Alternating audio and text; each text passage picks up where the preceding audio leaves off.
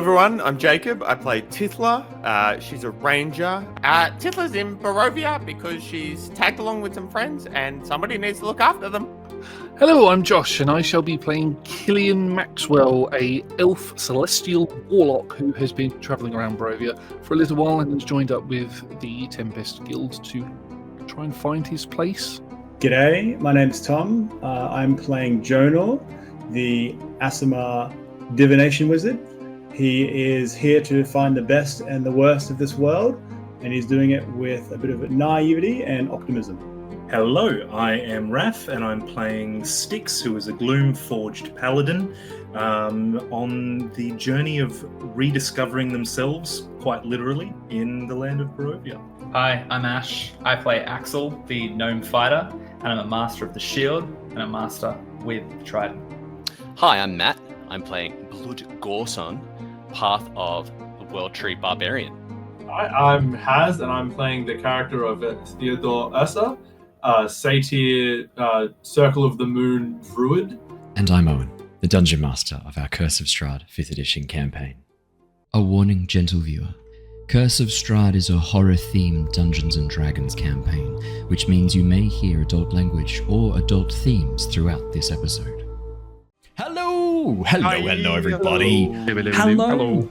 Welcome back to the Lost Archives. It is wonderful to see all of your gorgeous faces. We are here. We are back for the premiere horror Dungeons & Dragons campaign, The Curse of Strahd. And oh boy, do we have a spicy session for you tonight.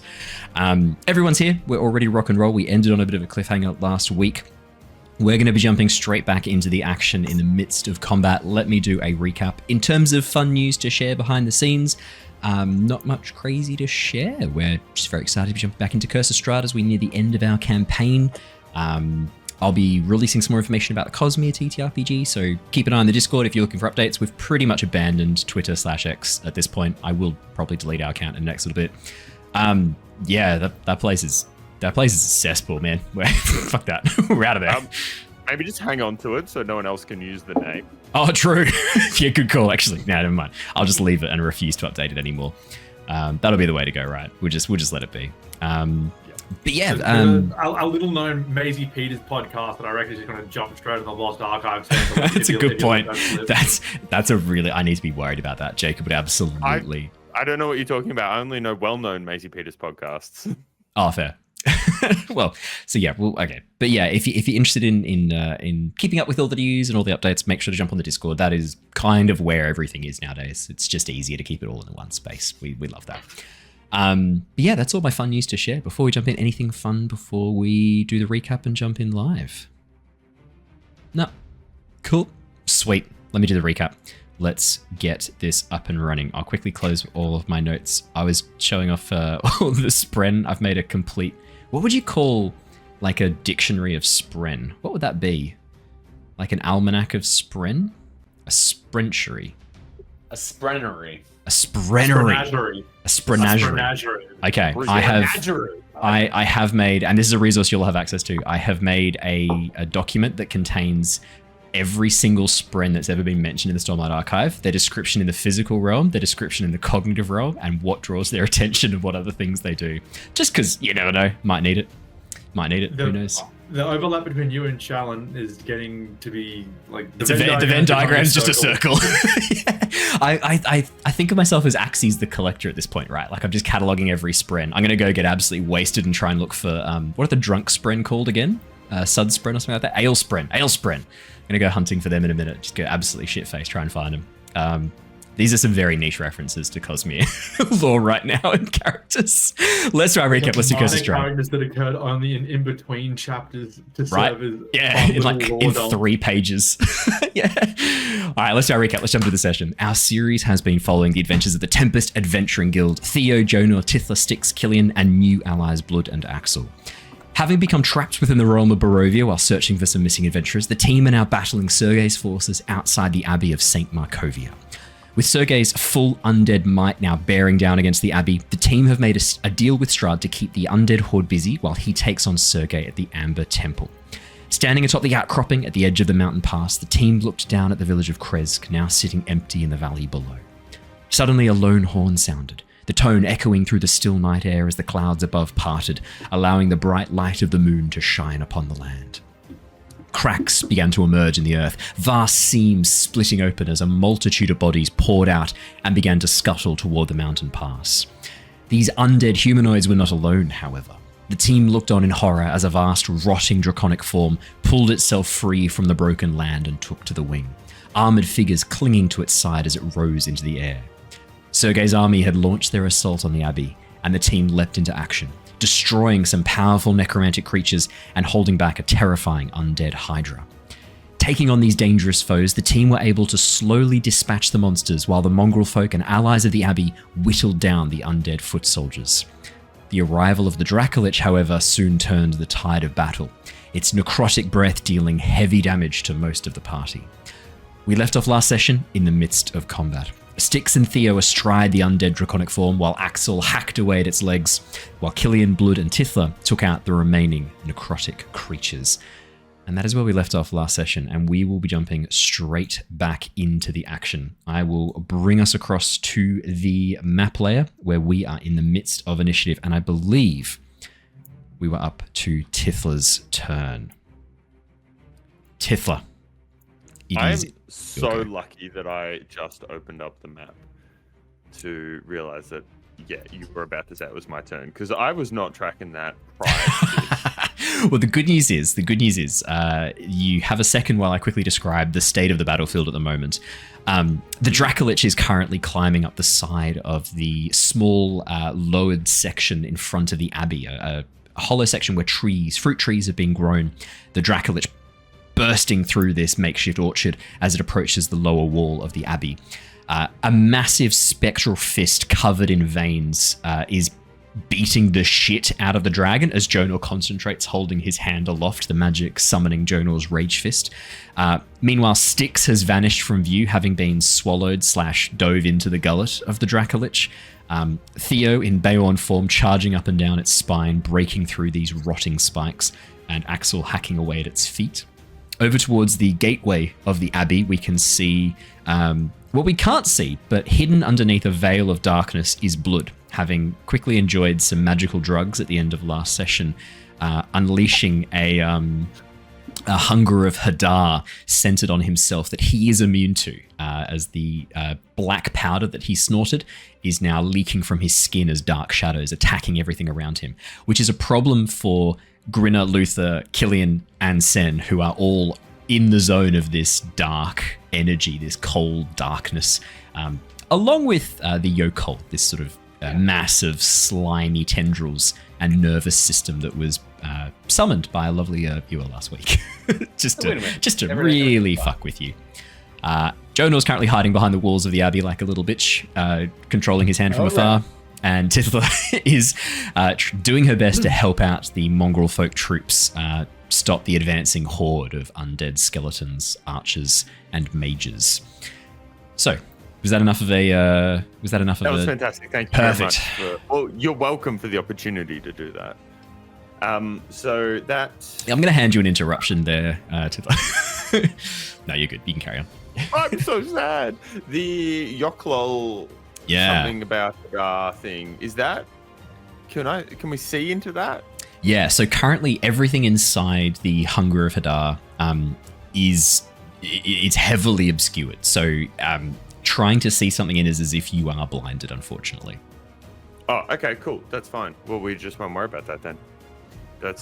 They got that under control. They clearly outnumber the enemy. I believe the description from Blood was he takes out the small leather pouch and goes poof, up against his face, just literally pops the bag against his face, and then that's what triggered the... Yeah. So as far as you're aware, Tithla, you watched as Blood grabbed a small pouch, slammed against his face, and then exploded into darkness. What I'm hearing, intentional. It's so good. It's all good. Yeah. Happy Totally days. fine. Not a problem. We've managed to push these basic bitches back somewhat. So we're going to turn to the Dracolich. Tiz's just going to take a couple of steps away from there. She's going to use her bonus action to Hunter's Mark said Dracolich. Fantastic. She reaches in. She's only got a couple of little red berries left, and she just fucking piffs it over at it, hoping that it glances off one of its ribs to which I assume it does, because it's kind of how the spell works. And I'm going to say for not fun really that one of the spines, the berry gets impaled on one of the spines, like a little red target. I like it. And Tithla's tracking that, pulls up her Argynvost's breath, and begins to unload. With the first one being a 26 to hit. That will hit, and I believe the dragon was also prone at this point. However, normally the rules of prone is that range attacks have disadvantage. That is not the case when it is this big. So we'll take the 26. I also have sharpshooter. I don't know if that doesn't matter anyway. Yeah. That portion then. Yeah. I'm because of the size of the Dracolich, the prone rule makes no sense. Like, this thing is it's a fucking skyscraper on its side right now. Like, you can't. Yeah, you're good to go. It's the armor that's the problem. Yeah, okay. And then the second one's an 18 to hit. 18 will not hit. We will only take the first strike from Argynvost's breath. Perfect. Argynvost's breath, and you're making a shot against a dragon. Tithla, I'm going to get you to roll me a d100 once you've rolled the first strike of Argynvost's breath, once you've rolled the damage. Alrighty, so that's going to be a 13 plus 5 cold damage. 18, 4 Hunter's Mark. 18 cold damage. Well, sorry, 13 piercing and then 5 cold damage. Yep, plus Hunter's Mark, which is an additional 4. Can you roll me a d100, please, Tithla? Love to. That's a 50. Straight down the middle. 50. Nothing happens as far as you're aware, Tithla. Well, no, that's false. Sorry, nothing additional happens. Beautiful looking arrow launches from the bow, slams into the Dracolich, seemingly destroying the Dracolich. Not seemingly destroying it, just striking into the Dracolich and dealing a little bit. And we've won. Just a little bit of damage. But yeah. Well, either one of those will do for me. Yep, that'll be a good turn. Thank you. Axel. Cool. Can I just confirm in the last, like in this current round, that yes, Lord used abilities on Sten and Theo used Luther? Correct. Okay. That's what I've got marked off here. Does that mean Savank was doing Speaking of which, Jacob, you should get extra damage from Luther's. Oh, that's true. You should get an additional 2d8. Could you roll an additional 2d8? Thank you for that. I would love to. Savank is free to call upon, as is Grinner. 2d8, I rolled an 8 and a 1. Nice. I'll mark it off.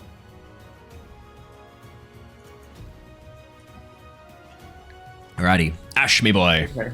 So with my first attack, I am just going to use the Mace of Disruption against the Dracolich? feet of this, trying to smash between its toes. Yep. That's a 26 to hit. So 26 is going to hit. You have advantage because it is prone. Excellent. That's not better, but still... 22. Yep. So we'll take the 26. No dramas. Yeah. So first lot of damage there is going to be 16 total damage. 7 bludgeoning, 9 radiant. Has that added the 2d6? It has added the 2d6 radiant. Damage. So that's the 9. Cool. Yeah. 6 plus 3. Okay. Cool. So that's the first attack, and I'm going to sap it. So its first attack against an enemy is with disadvantage. Disadvantage. Yep. No dramas at all. I know that it is prone, but I am going to shield bash it between the toes because I can. Yeah, may as well. So that's a DC 16 strength save. That's going to be that's a 24. I think that'll be okay. That might save. Yeah, no, that's fine. That helps. Plus me. 7. Excellent. That's what I was kind of looking for anyway. So just basically testing its fortitude against my ability to push it and bash it. Second Mace of Disruption attack. Ooh, that doesn't look good, but it is 13. Still with advantage. Yep, still have advantage. 13. So 20 a dirty is 20. the armor class. Excellent. Okay, cool. So second lot of damage there is 18, 14. so 8 bludgeoning plus 18. additional 10 radiant. Very nice. Okay, Brilliant. and with that one, I'm going to hit it with low because I can change out my like features that I apply. So instead of sapping it again, because I can't stack that one's gonna be slow. So I've reduced it by 10 feet of movement. I know it's already restrained and prone, but it basically can't. And then third attack. I love the idea of the dragon's response to that. Like in response, what you were saying, basically just being like, I literally can't. It's just the. I like that. That's fun. I don't know if my thing's rolling slow clicked. Hasn't come through yet, but that's okay. That's right. That's a 19 to hit. I will use my 19, precision attack feature to add to the attack. Yep. To help it hit. That is now a 25 to hit. That will hit, strangely enough. And that's the rest of the damage for the attack. Alrighty, I'm just basically like 10 smacking it ribs. between the toes and then shove the shield in between its foot and try to like dislodge its foot unsuccessfully. And at the end of that, I'm going to use a bonus action to second wind. And with that, I can use the tactical shift, which means I can move up to half my speed without provoking opportunity attacks. Is there anywhere I could get some sort of cover within 60 feet?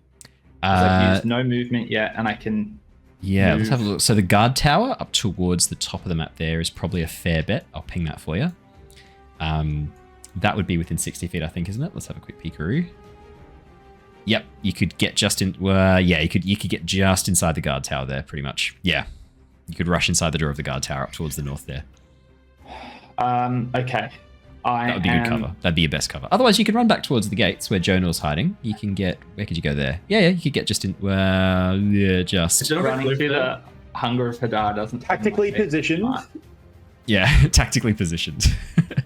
Is there much topography stuff going on with where the dragon? Yeah, is but currently? we're not talking like hundreds of feet or meters. We're talking about 5 or 10 feet. It's really not. I mean, you could if you crouch behind the wall here, that wall's only 5 foot tall. Yeah. It's only down. It's really not. It's not that much. Like you could get a little bit of cover there, but if you're looking for like safety from the breath weapon, you're running towards the guard tower. Okay. In If that I case, correctly I guess will. what you want. No, it's actually not my main concern right now.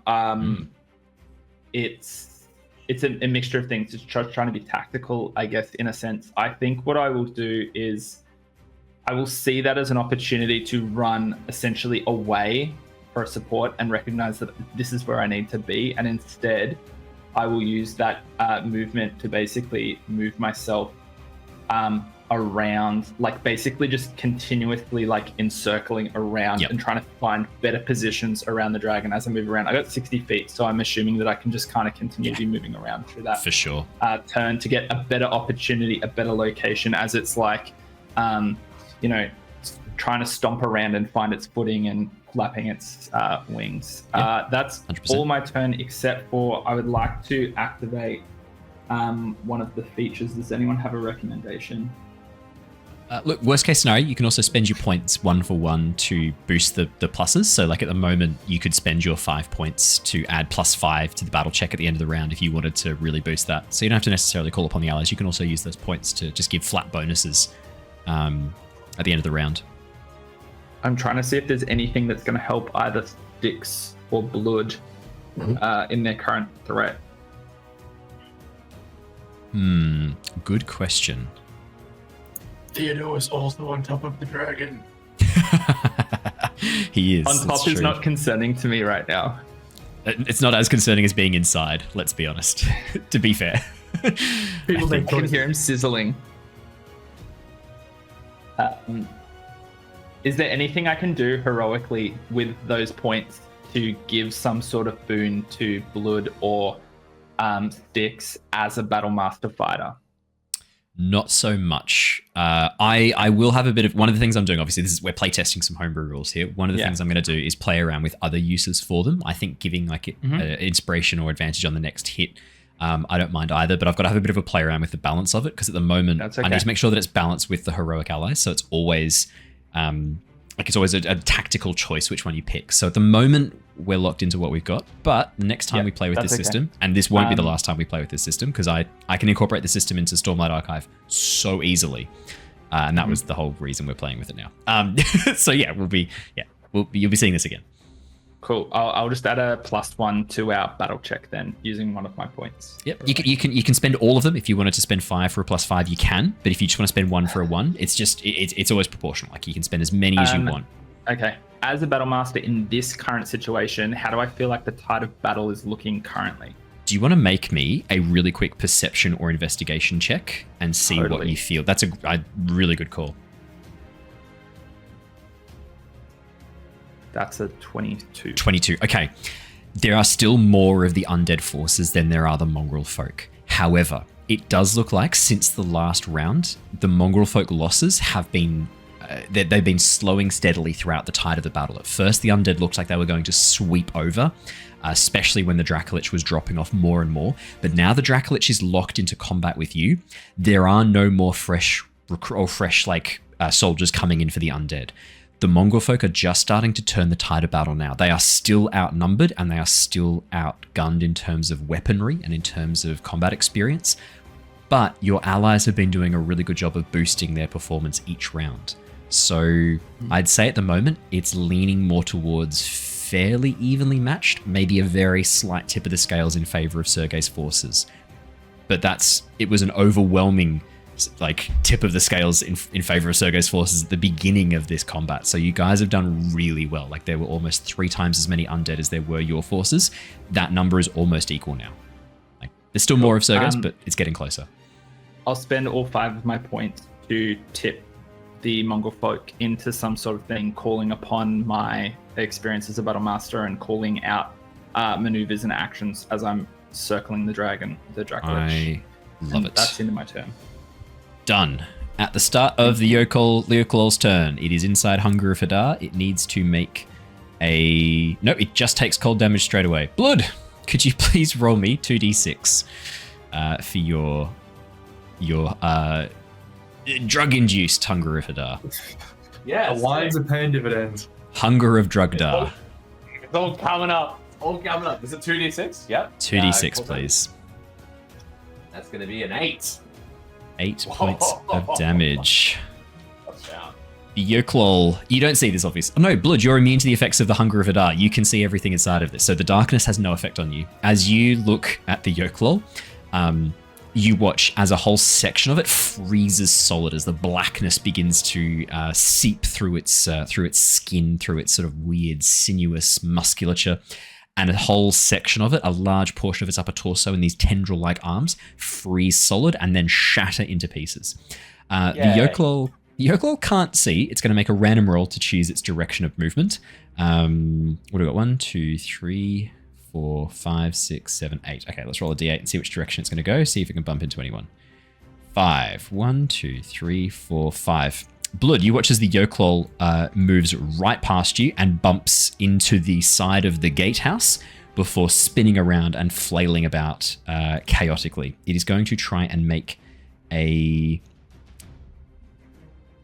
actually...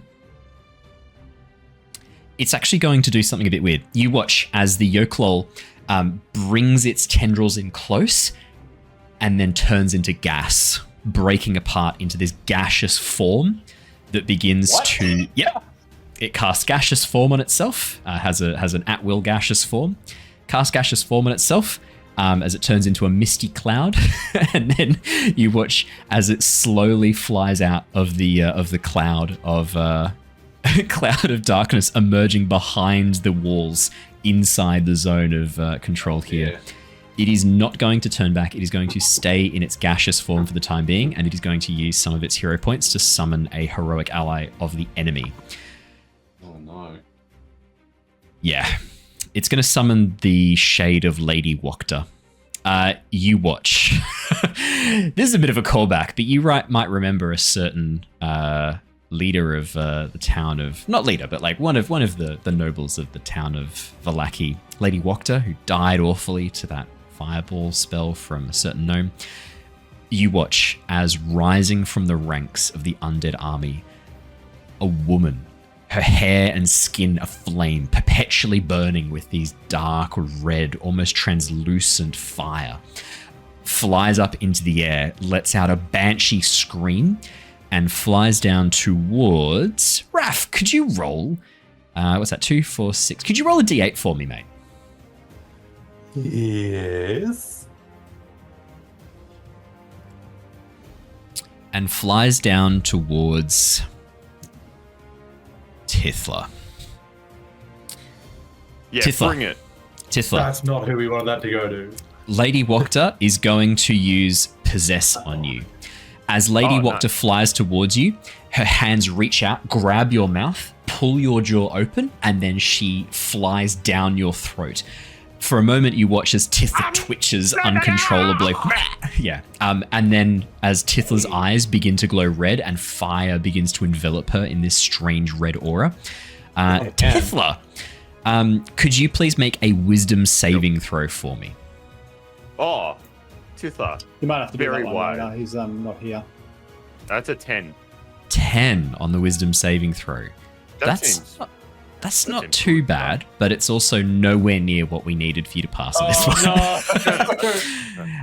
As Lady Wachter takes control. The way that you started that, Owen, the way you Yeah, started that made false me hope. think that it was enough. Yeah, That's false crazy. hope, false hope. I was building false hope. Yeah, I was fucking with you. Damn it, you got me. How many insanity rolls is that going to be for the fire, the Wachter, and The the... lack of control. Yeah, That's an insanity roll. And you're Yeah. gonna fire again, right? It's going to be like 9 insanity rolls. I will grab an insanity check from you now, Tithla. I was going to wait until you till you were able to push off Lady Wachter's influence, just because I didn't want to. But roll it now. We just won't have the effects apply until she's no longer possessing you. 15. 15. That is going to be a bare pass.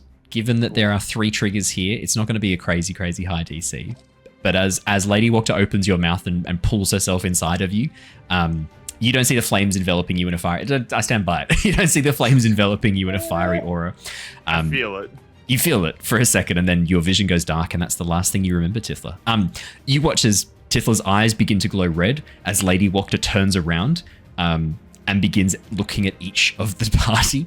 Tithla, on your turn, some more things will happen. We'll come back to that soon. Okay. Don't worry about it for the moment. Killian! That felt great. Killian, you're starting your turn inside the Hunger of Hadar. Blood, could you please roll 2d6 for Killian's cold damage? I like you're like, hey, yay, no. Oh, it's only 7. It's fine. It's only 7 points of cold damage. Could be It's only worse. 7 points. 7. 'Tis but a flesh wound. Question for Blood. Yeah. Do you have a reaction to be able to move people around? I can't remember if you do or not. When they start their turn, I can. But it has to be a reaction, and I can move them to me. Which I don't think you want to be. Do you want to be there? So, does it make my movement 0 though when you do that? Well, hold on. Good question. After the target teleports, you can reduce its speed to 0 until the end of the So turn. then no, not necessarily. Not necessarily. I can. Blood! Are you still high as a kite? Oh! Killian, where are you? Up your ass! Can you see No me? notes. Not a single note. Perfect. Look how stoned Blood is just like Arnie Schwarzenegger. Yeah. Because your hunger of Hadar. Have you got the drugs? yeah. Not drugs! I can't wait to hear what Bring Alice me. thinks we're doing right now. She hears me shout Not a that. tumor. Bring me to you. Bring me to you. Okay. Are you like? I just like my tendrils of the branch sort of fly through the air. I wrap around Killian and pull him in towards me. You pull Killian off towards you. Perfect. As your wood wraps around Killian, pulls him off towards you. Killian, you are you are teleported down next to Blood. Yep. Now I need you to let go because I still need to be able to run off. Okay. You want the Before I hug? You want the hug there? Before I do, now that I'm really close to you, you look screwed. Clap you around the cheeks, and I'm going to cast a 3rd level Cure Wounds Oh, I into you. needed that. Yeah. I fucking needed that. Amazing. 24 healing. Take that. Hey, fucking hell, man. You D&D pretty rolls for good. health. And then I'd like to run out of this. Oh, hang on. Blood. Yeah. Huh? Which way do I run? Where you want to go? I want to get close to Tithla. Tithla.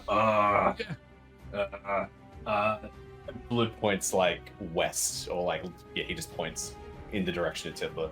That way. Is that unhelpful given he can't see? Yeah, you can't see. Okay, I'm immune to the. effects of No. a Killian can't see. So Blood points I'll kill in complete darkness and goes, Run "No in way." that direction. Yeah. You could turn his shoulders. I'm not a dick. You guys can figure this out. You just grab his shoulders, face him, Yeah. like, I run, just- run, Killian. Yeah, run, Krillin, that way. I push him. I go to run like directly west, but I end up sort of more northwest as I come out. Yep. But, Yeah. Works. right, I'm out. Tifla, you seem to have acquired some form of new track. You watch as Tithla's head rotates a full 90 degrees to look back at you with a sickening cracking sound, and you hear, "I'm fine." Perfect. Oh, well, if you're fine, then you're not going to need this. And I'm going to use my... I don't know if it's going to roll the dice. No. I'm going to use my Healing Light feature as my bonus action because it's not a spell. And I'm going to pump 5d6 of healing into Tifla. Ooh. The person who Tifla, you're needs going it to get most. 22 points of healing.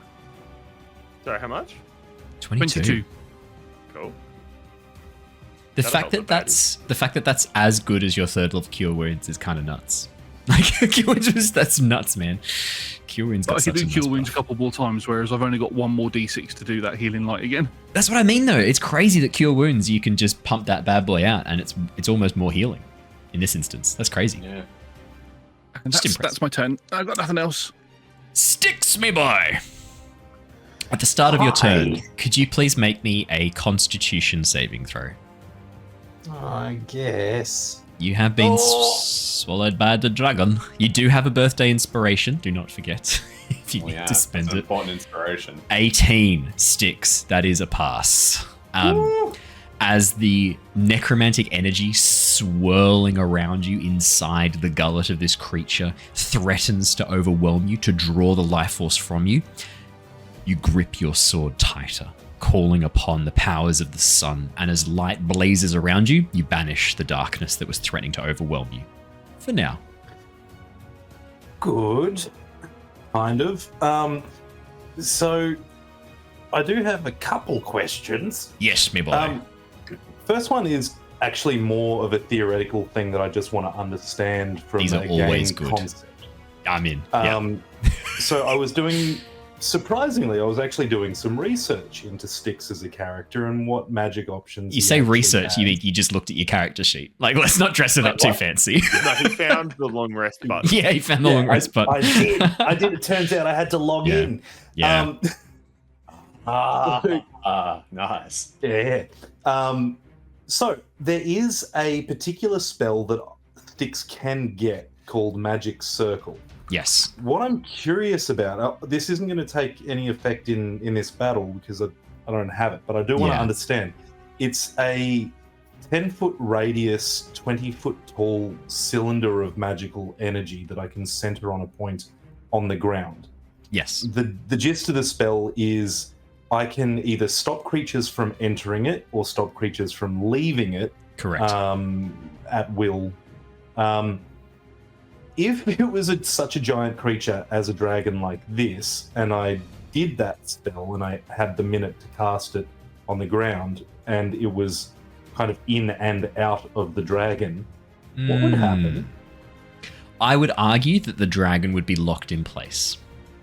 Because if part of it is trapped inside the magic circle, it can't just tear itself free. Like it's I would argue that it's the same effect as if it was a smaller creature. If Interesting. if any part of it is contained within the magic circle applies to that part of it. So if it was like a giant creature and had its tail, I would argue the rest of the torso and the legs and claws are still able to move around, no problem. But unless it's biting its own tail off, it's stuck there. Love it. Okay. That wasn't really relevant to here, so thank you for the time on that. That's right. How Invoice is badly coming in the injured does the dragon look? It's hard to say because it is a giant undead creature. Like, it is the rotting corpse of a dragon animated by magic. But looking at it, you can see that especially along its spine and up towards its neck. No, sorry, you're inside it. Sorry, you're inside. You have no fucking clue. Like, the energy that's emanating from this creature seems to have weakened as time has gone on. I mean, you were able to just banish it then, stopping it from consuming you. It does seem to be getting weaker. Definitely. Okay. I will say that. Sunbeam it. Yeah. Am I going to get injured by crawling around inside it? No, you've passed your con save. You may move around inside of it for the time being. I'm going to crawl as far down it as I can towards the poop chute. You can, as you emerge through part of the rotting esophagus, you can now see inside the pleural chest cavity of this dragon. Both of its lungs have long ago collapsed and rotted, leaving this massive open hollow space where its organs are still hanging from the top of its spine. The ribcage below this vast cavity beneath you. Daylight pokes through, moonlight pokes through various gaps in the skin where the musculature has been penetrated, the fascia that covers the organs has been lost. This vast cavity looks like its chest that you are in. You can see its heart. If you position yourself, you can kind of aim up past the heart, through the neck, and probably out the head. Cool.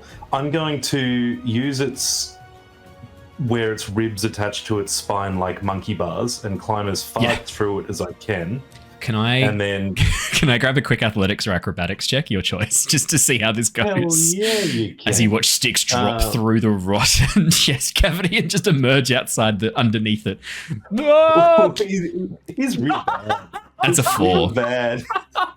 That would be a 4. Do you want to use my birthday inspiration? I thought that might be the case. Wow. I'm going to try that again. Watch it be real bad again. Bahamut's platinum ball sack Styx. That was a scary roll. 14's better. What? 14's good. 14's good. As you begin to monkey bar across the dragon's exposed ribcage inside of it, a couple of times you almost slip, but you manage to make your way across the monkey bars of its ribcage. Excellent. Okay, I'm going to aim, trying to get as much of the dragon as possible into the area that I would be casting Sunbeam, trying to end up with the beam itself coming out like its face, basically. And I'm gonna Sunbeam. I've got 6 health. I'm gonna do it. I cast Sunbeam rather than heal myself. I got you, Pam. Don't worry. And I'm going to try and have it beam up its throat and out its face. Like, part of it's coming out its mouth, out its eyes. It's just like this out of it.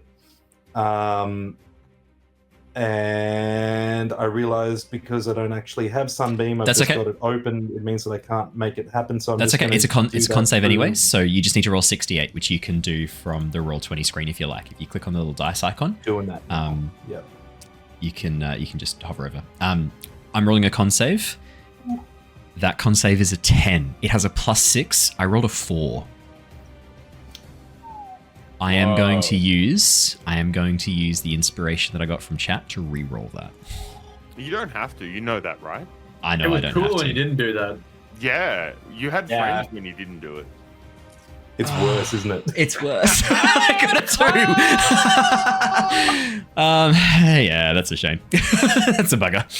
Yeah, so I'll take the 10, I guess, rather than the 8. That's a fail. Fuck you, Owen. Cool. And Sunbeam being radiant damage and also causing blinded. You also have this active for 10 rounds, Styx. You can every round for 10 rounds, you can just point and have the beam appear again, just so you know.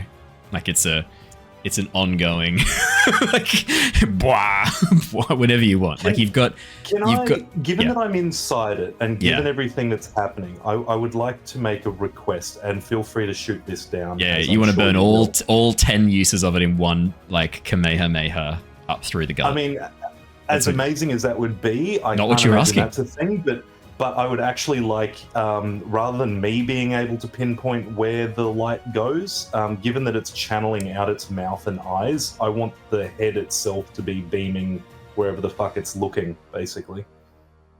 I'm definitely going to allow that because it's looking at the team. It's looking at your friends.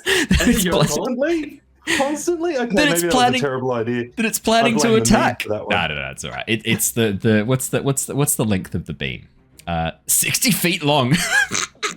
All right. Blood. Here's what happens.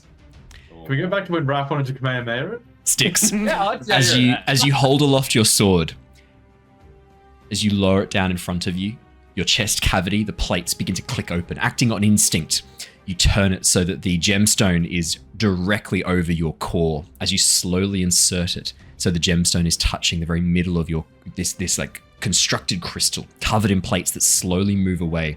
And as soon as the two crystals touch, there is a flash of brilliant light.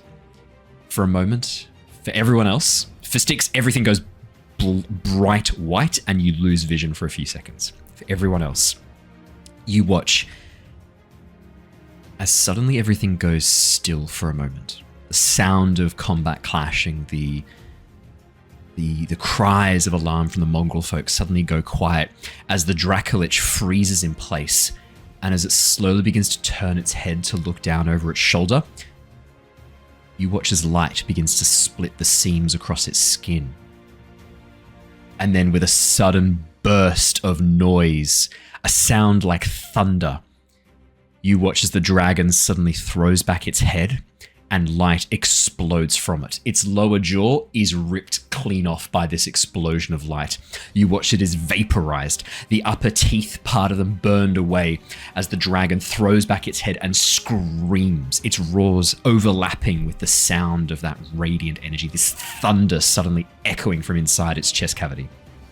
I would like to say that the sound of it is like the War of the Worlds beam from the Yeah. The one with Ice Cube, right? Yeah. For sure. Yeah. Peak cinema. How much damage was that? 27? And his radiant damage? So Yeah, whatever yeah. that ends up being. And he's blinded. And Styx. I've also said that lay on hands is a bonus action. It is a bonus action. Oh, true. Yes, I better do something about that. Styx, inside the chest cavity as the light fades around you, you can see the damage you've done. The inside of its throat and chest is burned away. There is light coming from outside. You can see all the way up through. And around you, every single rip and tear in its skin and musculature has burned open, has burned wider as a result of that sudden explosion of light. This thing is very, very much hurt. Anything else on your turn, Styx? I guess I should do the lay on hands, hadn't I? That'd be stupid not to. I think that'd be a good idea. That might come in handy. And yeah, I mean, totally against how I normally play D&D. I might actually do something useful for my character for a change. Yeah. And use all 55 points of lay on hands. Hey, to fix he's back. Styx goes from almost dead to almost back to full health. Amazing. Jonor, finishing off the round. It is your turn. The beam of light shooting outside the dragon's mouth. There is this giant Jack Jonor's hand, which is like pinning it to the ground like a WWE wrestler. And seeing this like beam of light just shooting out, is going to try and like rotate over like another Brazilian jiu-jitsu player and just like pull the head down and slam that down, trying to point it at anything, any of the opponents nearby. And also so that's the grasping hand action. Yes.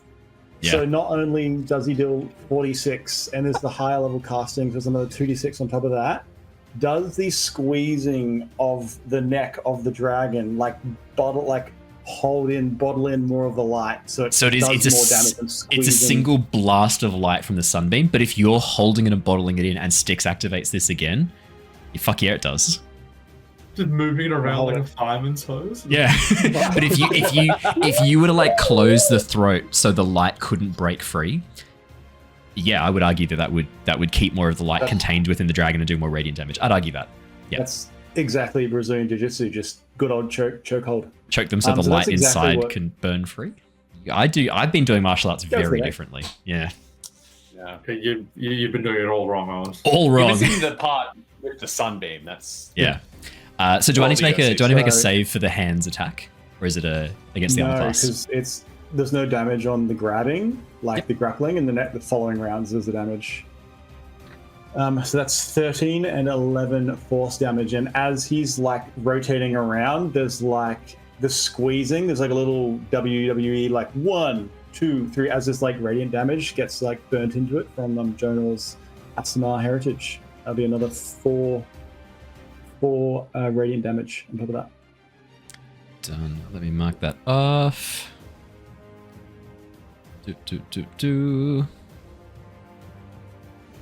Above And that's only your table bonus is action. The radiant grasping hand's only your bonus action because It you've is. already got it. Is. Yeah. That's right. And so also the maneuvering, looking at the other allies around by, Jonor's going to come out from behind the wall. He's going to approach with all this tremendous bravery and start flying towards the dragon and plonk himself inside range to cast a shatter. Hey. So he's going to plonk it just at the base of it, just to capture him. Capture the dragon. So that's going to be a 4th level shatter. So that'll be Constitution this save. one right here. Yes, con. And got a beat 17. 19. Have you got a portent you can use? Only a good portent. Save the good portent. So 19 yeah. halved down to 9. Alrighty. Oh my god. And then that's the action, bonus action, and then he spent 10 feet to get closer, and he spends another 10 feet to go back. I love that you described being brave, That's it and then for we're like, Jonor. nope, I'm done. Alrighty. We are at That's the it. end of the round, which means we need to do another battle check. Who would like to be our representative for the heroic battle? Has. Could you please roll me a Hello. Could you please roll me a d6? I haven't done anything yet, so I wanted to roll the dice. There you go. I'll roll one for the enemies. That's not good. I've rolled a 6 for the enemies. I rolled That's- a 3. 3 for you. That is okay. Let me You said a quickly D6, do- right? Yes, d6. That is going to be, so they've got a -3 to them because you've done one of them to give -2 to the enemy, and they lost one for this. It's going to be -3, so that's a total of 3. Because of Okay, that's +5. yeah, because of +5, and you've got an additional +2 on that bad boy, you are absolutely.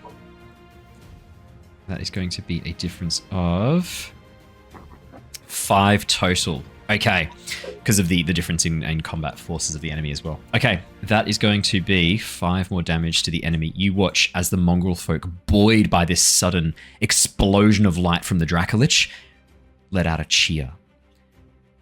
Your sudden summoning of the sunbeam Styx has also had a weird effect on Irina's sword as well. You watch as it blazes to life with radiant energy as she cuts through a swathe of undead forces. Up on top of the ramparts, Luther takes a step back outside of the darkness, brushing off the ice that's formed on his jacket and his hat before leveling a number of shots at the nearby mongrel folk.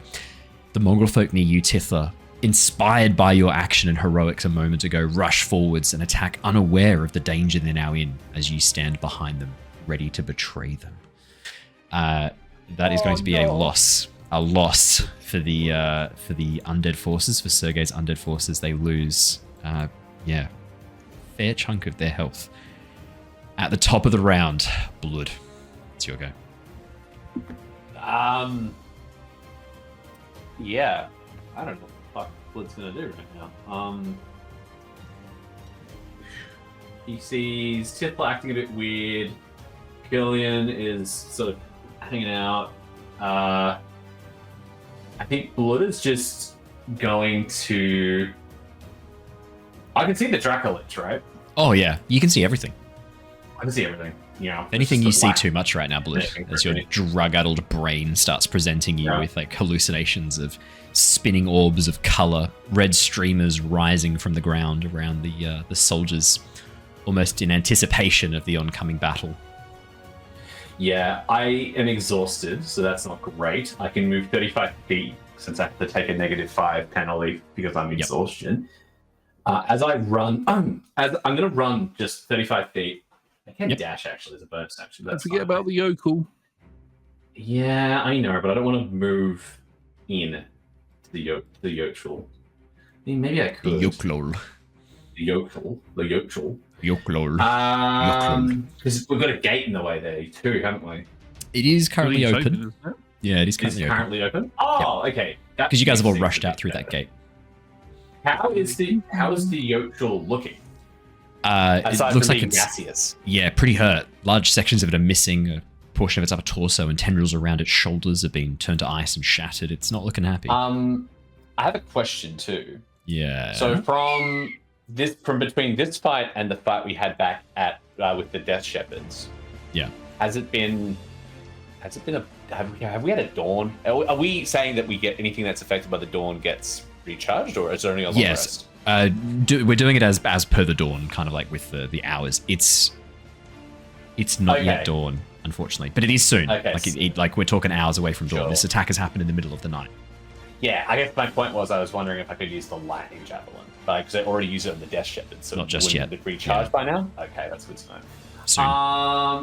Soon. Yeah. I don't really want to. Am I able to turn the Hunger of the Dark off?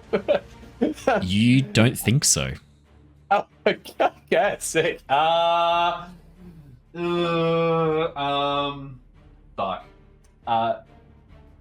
Am I even aware that it's causing any issues? Yeah, you watch as people around you freeze as soon as they're in this thing and take damage. Yeah. yeah. I think I would be in I would be in of a mind to. Okay, what I'm going to do? I'm going to take a couple of steps back.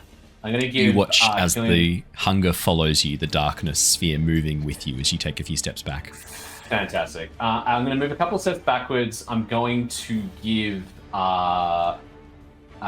Killian 3d6 of temp HP. Nice. Let me just roll that manually because my computer is slow. Roll 3d6. I'm sure this Killian gets 11 points of temporary HP. Not bad. Cool. So yeah, I'll probably take like 2 steps. I think like 10 there, like about here. You watch this and again. Then I kind of want. Oh, actually, I kind of want to take a couple of steps out this way. So like as I'm like moving past Killian, I'm going to give him the healing. I want to move the shadow with me towards the Dracolich, but also keeping an eye on the Yochel. Yep. And I want to sort of. This is probably not Blood style, but he is going to take a couple of his javelins, and he's going to take a couple of like shots at the Yochel from distance. Oh, you were inside the zone of the web, weren't you? Oh shit! Hang on, we might need to get you to have a quick. Oh wait, shit! No, it's okay. It's okay. I'll make a con save for the Yokel. See if the web is still up, because it is a magical effect. The web.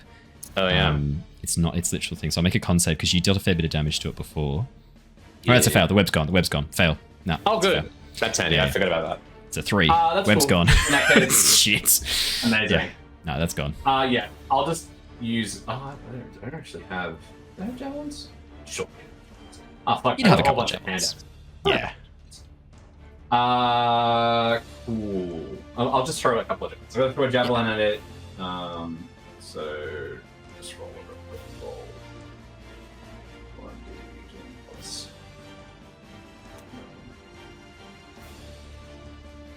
You watch as the Yokel still. 27 does hit. Which is the Yokel still made of 25. mist.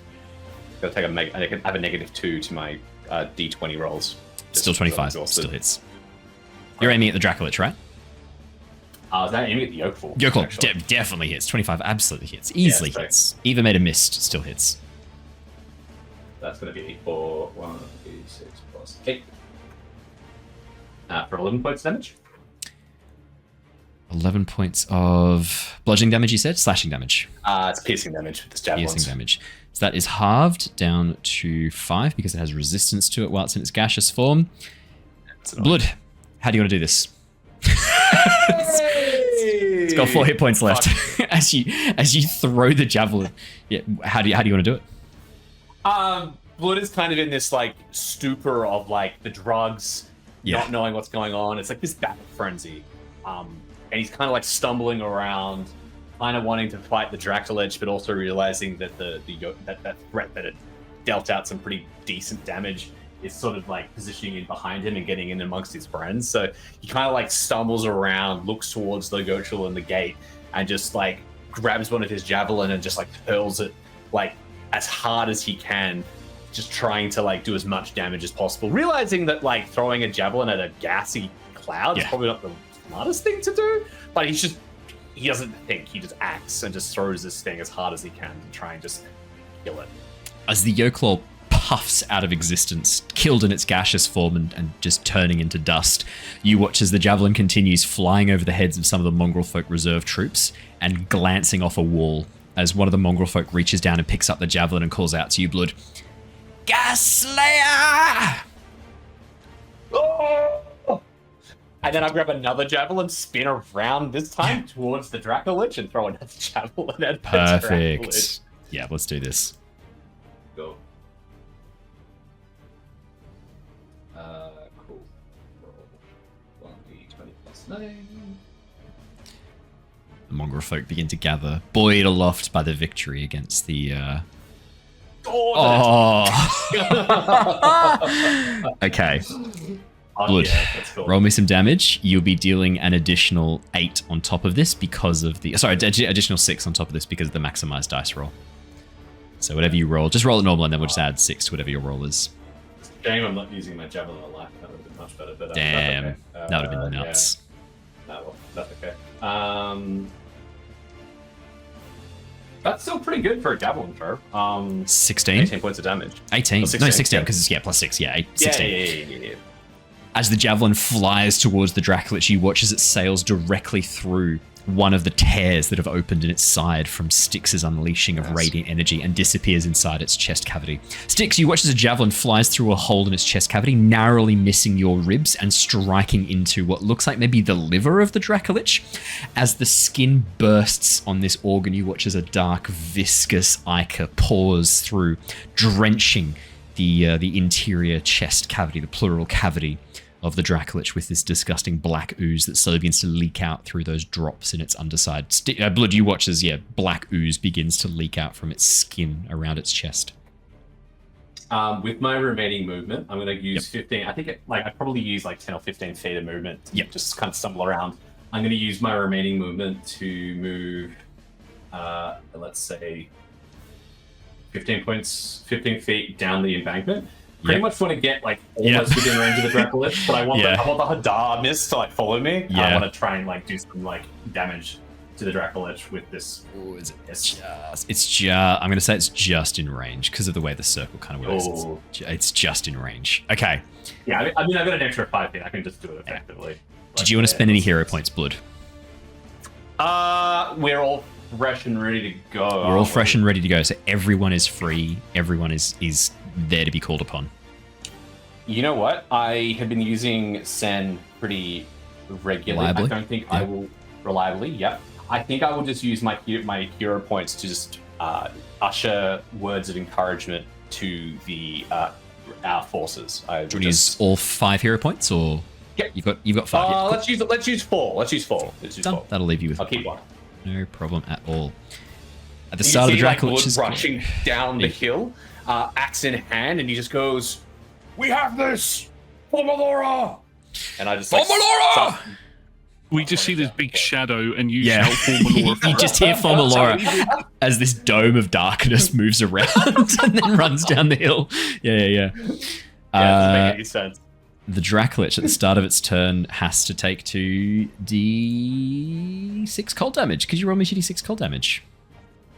Yeah, sure. Did we get any hero points, or did anybody get any hero points for the yokel dying? Yeah. I've added them. Okay. And the crit as well? And the crit. I'll add them now. I hadn't added the crit ones. Alrighty.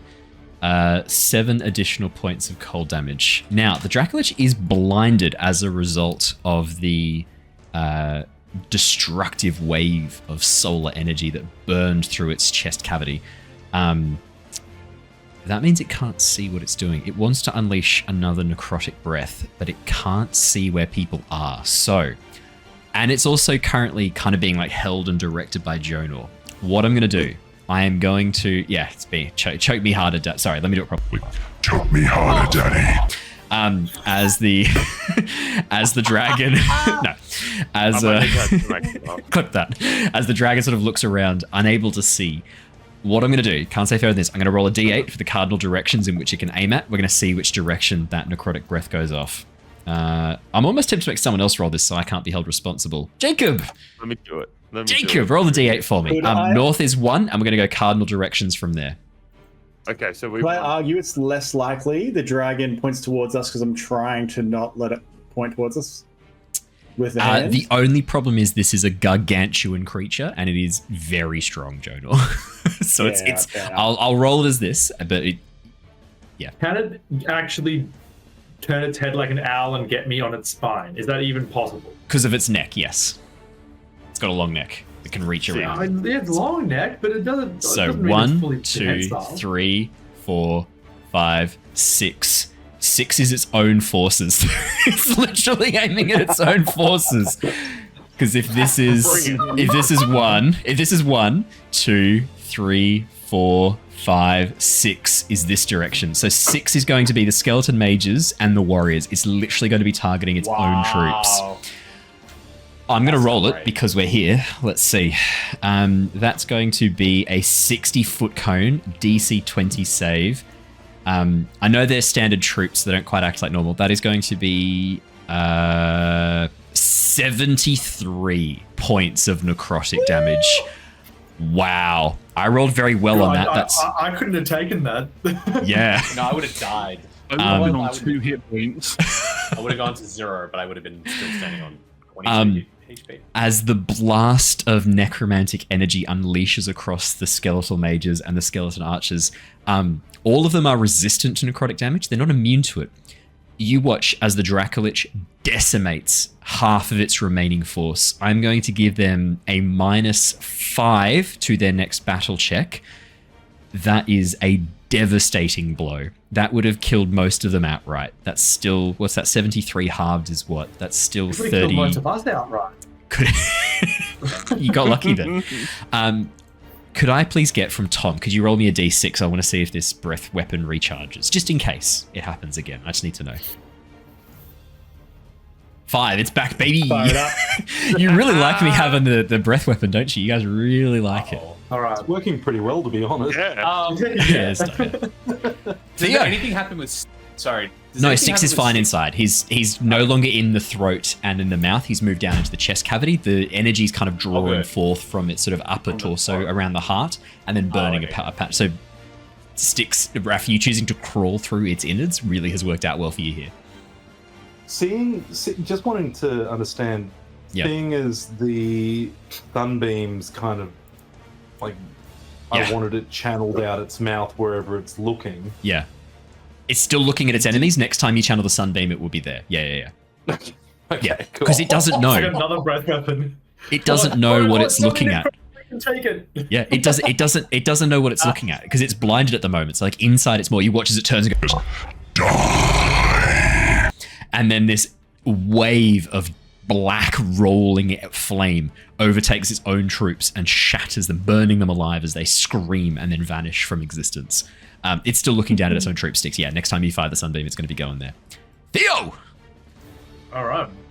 So Unleash the beast. On this thing's back and has just seen a beam of sun erupt out of this thing's mouth. I'm going to assume Styx is going nuclear inside there.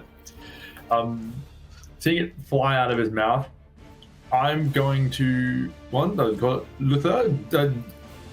target its is the inside of its head, and then I'm going to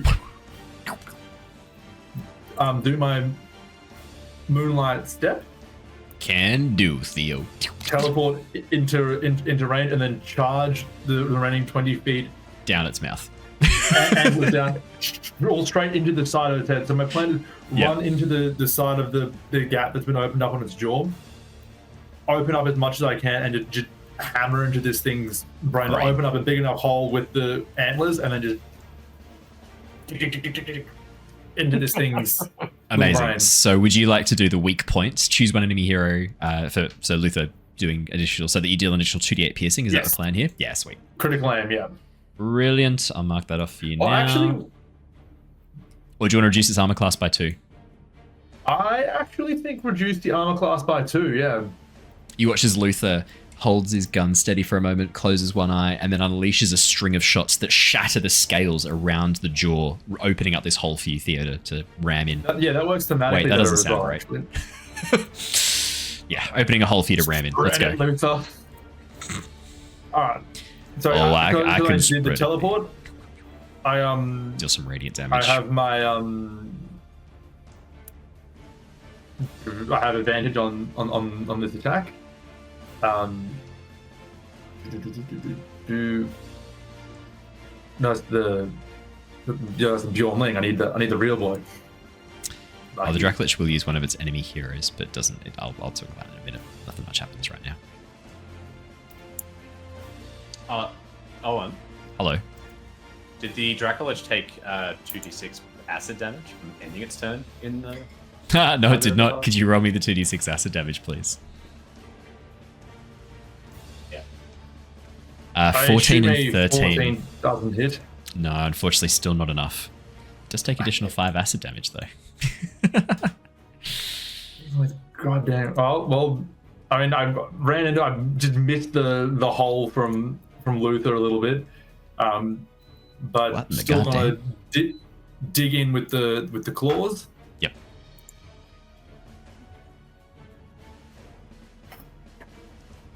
Seven. Aw. A natural 1 does not hit. You do have advantage because it is prone.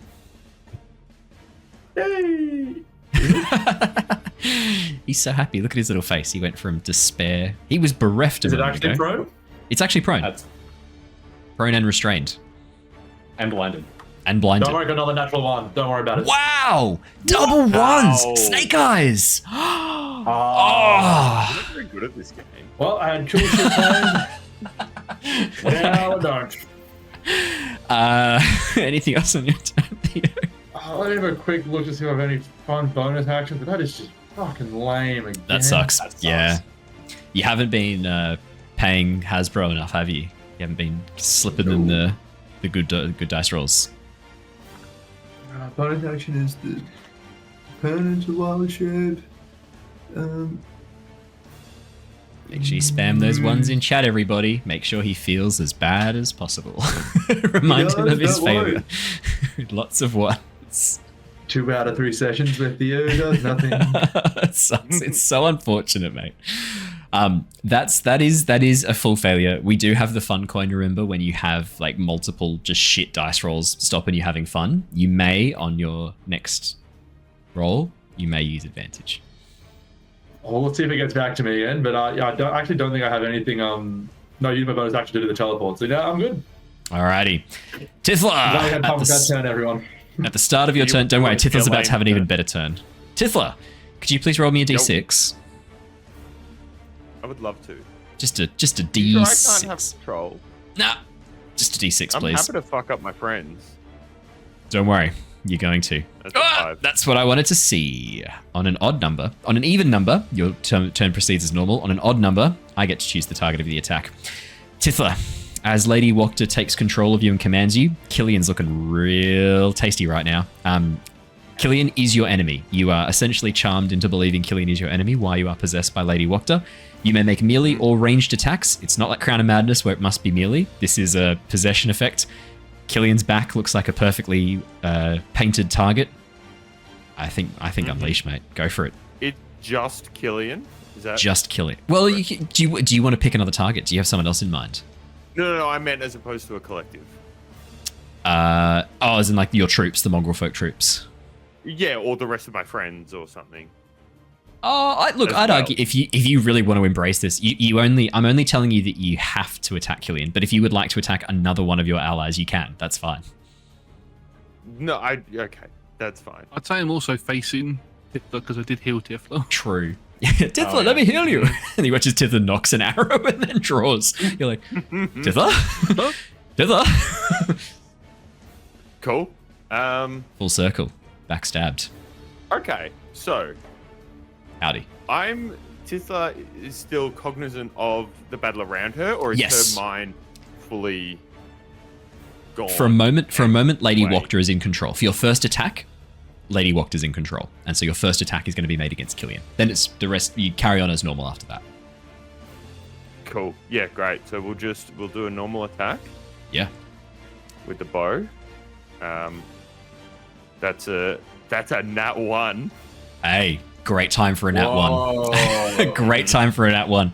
As the arrow flies right past you, Killian. She must have been aiming for some spectre or wraith behind you that you can't see. Must be, right? In the shadows of the darkness that Blood's summoning? Must be. Dracolich is that way.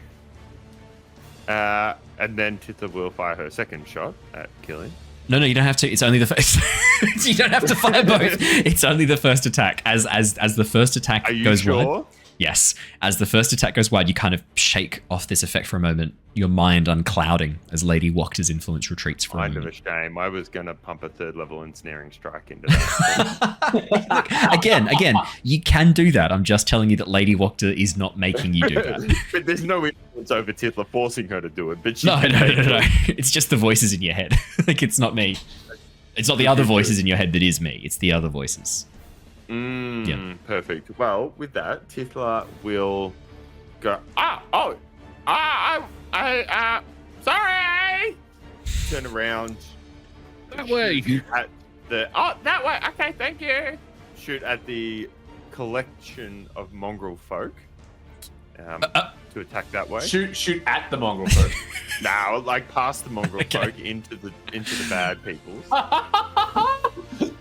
Shoot through them. Into the bad people. I choose my words carefully. Past the mongrel folk, at the mongrel folk. Past, the mongrel folk. At.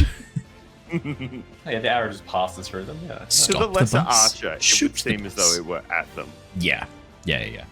So those are feeble mind and Yeah. So she's going to do that. She's going to drop a 3rd level Hail of Thorns. Oh yeah. Which just wherever it hits, 5 foot around. Whole area, just to help with the rolls at the end of the round. Yep, absolutely. I love that you're not targeting the Dracolich at all. You've just looked at that and gone, nah, that's not my problem. That's too big for me. She shot it once, did sweet FA. I'm like, you know what? We can affect change here. You have advantage at the moment. That's fine. That's cool. Yep. I'll add some bonuses to the attack. I'll give the enemy, if you're doing Hail of Thorns against them, I'll give them a minus for that as well. 3rd level. 3rd level. Right. Let's give them a -2. There we go. And I want to burn one of my hero points. Savonk, can you help here a little bit? We've got lots of friends who fell over. Can you help bring them back to, like, wake them up? So that Savonk Graves call. I can't heal them, Tithla, but I can have them fight for us. And you watch as Savonk turns his eyes over the dead mongrel folk and calls out, "Rise." And with that, you watch as the mongrel folk begin to twitch and suddenly pull themselves upright as they become zombies, working for Savonk. Arise. And then Tithla will spend the rest of her hero points, which I think is 4 more. 4 points at that point. Oh no, that would be her action. 5 points. Never mind, she can't do that. Okay, cool. Attack. Yep. Alrighty. Unless you would say that one of her attacks. Oh no, never mind. That's a good turn. Axel! At the start of Axel's turn, he calls out to Theo and encourages him to have one more try, and gives him a commander strike. Hey, Theo, let's do this.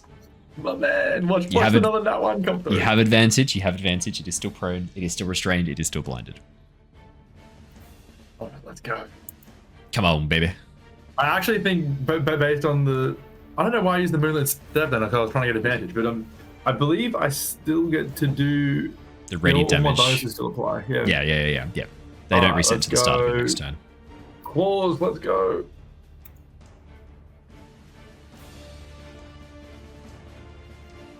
16. It's not quite enough, even with a -2 AC. Wait. Theo, You have advantage, you have Theo, advantage, you have you've got advantage. this. Bardic Inspiration? Bardic Inspiration is a reaction because I'm a combat Yes. bard. You can either put it to your attack roll or to damage rolls. Would you like to put it to the attack roll on that first one? 16's really close. You only have to get a 2 or higher, and it's going to hit. Don't roll a 1. Isn't it? It's a 1, isn't it? No, it can't be. Nah. It hasn't come through yet. We can't see too it. important to try and get me to have it there. It hasn't gone through yet. We can't see it. Look, at this moment, it's Schrodinger's a 1. Like, we don't know. We don't know. Could be a 1. Could be a 3. Could be an 8. Alright, let me have a look. Is it actually a 1? I can't. Let me have the game log. It hasn't come through. We can't see it at all. Killian hasn't even rolled on D&D Beyond. It was a 1, wasn't it? I can't see it. It hasn't even. It? Hasn't. Oh, Yeah, you have to roll it. Yeah, you're rolling it. Oh, I have to roll it. Sorry, I thought Has got to roll it. Oh no, we all thought you were fucking we were freaking out because you rolled a 1. Go on, roll it for it. Oh, Roll a sorry. D8 for it. Let's give the Bardic Inspiration. Come on, baby. Hey! 7! There you go. Sorry. Theo, that's a hit. Roll some damage, please. Oh, let's go, boys. Thank you, team. It only took everything we had. 10. Okay. Oh, no, Is that- I didn't roll it. Is that That's me, additional? that's me. Oh. Yes, you get 10 extra damage on your attack. And what type of damage is that? That's- Is it damage that matches the damage dealt by the Yes, person? it doesn't. Yeah, I think so. Let me Yeah, just okay, pull it and up and I'll see. If it doesn't Radiant. specify, then it matches. So that'll Nah, be radiant doesn't then. Specify. Then it's radiant because it's the same damage that Theo's dealing. So this is all radiant coming in there. 23 points of radiant damage total. Then plus the extras. Yep. So then plus another 9 radiant and 6 fire damage. So that's going to be a total of 38 points of radiant damage. The 6 is... The 6. Sorry, yep. Sorry. So 23 points of radiant damage and then 6 points of fire damage plus additional 9 of radiant. Is that right? Yeah, 23 radiant. Extra, so 32 32 total radiant. 6 Yep. fire. Theo, how do you want to do this?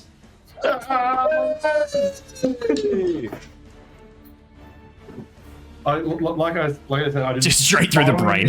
into this thing, brain like a little fucking prion. I'm getting in there and I'm just tearing this thing's brain apart. Every strike. Mad goat disease. more and more of the sunbeams just tearing out of it, just tunneling into this thing's head. And then As you pop out of its 2 little claws, just pop out of its eye sockets. As you burst free of its eye sockets, having charged into its brain matter, you watch as the Dracolich falls, defeated. The magic powering it seems to fade. From deep inside its gullet, Styx inside its pleural chest cavity, you feel the necrotic energy ebb and then die as it fades away to nothing. A tiny mote of concentrated darkness in the middle of its chest cavity hovers in the air for a moment, Styx, and then you watch as it vanishes, disappearing. From outside, the body immediately begins to fall apart. The skin, no longer taut against the bones, against the musculature, now just a sack of scales, collapses around it as the body begins to tumble apart. All around, the undead forces begin to scatter, taking to the wing as they watch the Dracolich burn. High above, you can see Victor hovering in place, fireballs blasting down into the valley below. You wonder what Victor was doing during this time. Victor's been taking care of the other undead army making their way up the side of the mountain with the help of the mongrel folk. The abbot, eyes still concentrating, unleashes a string of arcane words as light burns around him, and that dome around the abbey pulses with light, and you watch as every single undead, including Savant's raised mongrel folk, in an instant is obliterated as this pulse of light bursts through from the sky above. And with that, we are out of initiative, and you may all level up. It's dream level up. Thank you for letting me have a go, team. Go team! Goat Hell, team. Took 3 people. It was a lot. Level we got there. 10. May all Alright, level up. level up. Cool. You just did level 10, Raph? 10. You're level 12, my boy. Level 12, buddy. Oh shit. You're currently level 11. No, he is. I'm looking at his character sheet. He is level 11 currently. Oh, good. Oh. My man. Classic. Dum Raph. dum. Oh, wow. That's a bit harsh. Dum Dum's a bit harsh.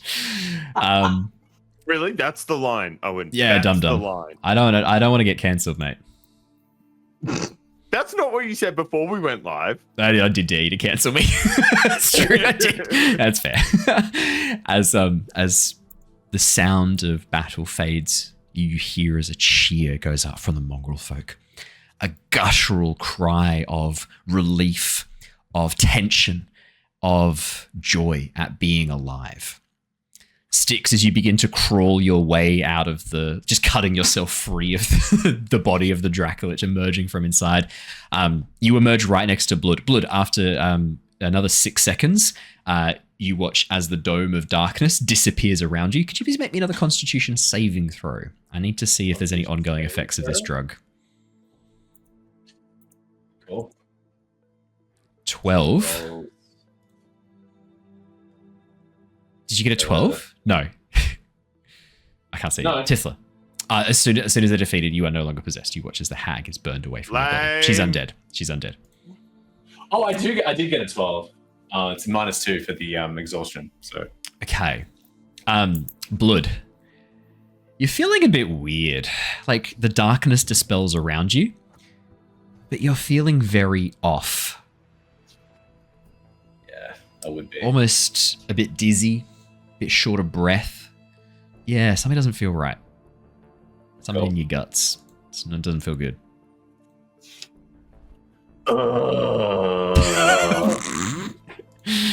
Sorry for headphone listeners. Yeah, as you Sorry for anyone who hears. as you gather around, you watch as the abbot strides forward, and as he gazes at the form of the Dracolich, you watch as he nods, a smile on his face, wings glowing and resplendent behind him as he turns towards all of you. You have all done such an incredible job defeating this thing. You should be commended for your bravery, for your valor in this battle. You have slain a mighty foe. Undead creature such as this. It is no easy feat to have dispatched it. Well, anything celestial, we're always going to overcome the undead. There's no doubt about that. Me and you. Indeed. Now, what comes next? The Abbey is safe. The mongrel folk will clear out the remaining undead, the stragglers. I can see that. Well, perhaps I should join perhaps now that the Abbey is secure, there's no longer danger on our walls. Maybe I should join this victor as he flies about. Perhaps I could help destroy the rest of these undead climbing the mountainside. You should all rest. You have fought valiantly, but now, take a moment. It feels there is not is it time to rest? Well, we sent the Count to go deal with his brother in the Amber Temple. I suspect right now they are fighting. If we are to end them both, we must strike whilst they are either just ending that and do not have a chance to recover, or towards the end of that battle. I mean, I know we are all in rough shape, but I fear if we sit around and wait for any length of time now. I can help with the healing, and your words are true. If you are planning on dispatching both of them, now would be the time. If they are fighting one another in the Amber Temple, this could be a golden opportunity to strike. I shall come with you. if you will have me. Oh, of course, I will. If naturally, I think we will accept the help. We'd be fools not to. But if it goes wrong, what would happen to the mongrel folk here and the Abbey? It's a risk. I'm far be it for me to take. It is your choice if you come with us, but and we would be glad to have you. But no, you are right. You are correct. I should not abandon my charges here. And if you have the magic to restore us, I don't. This is the best opportunity I think we'll have in an age to do this. But should we not prevail,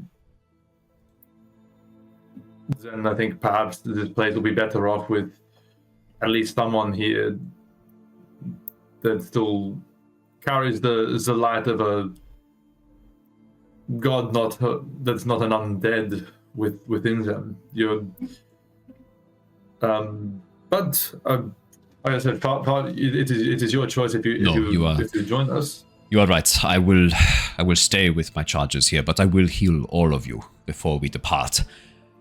By Lysander's blessing. You watch as the abbot reaches up, and light begins to emanate from his skin, silvery, as he casts Beacon of Hope on himself.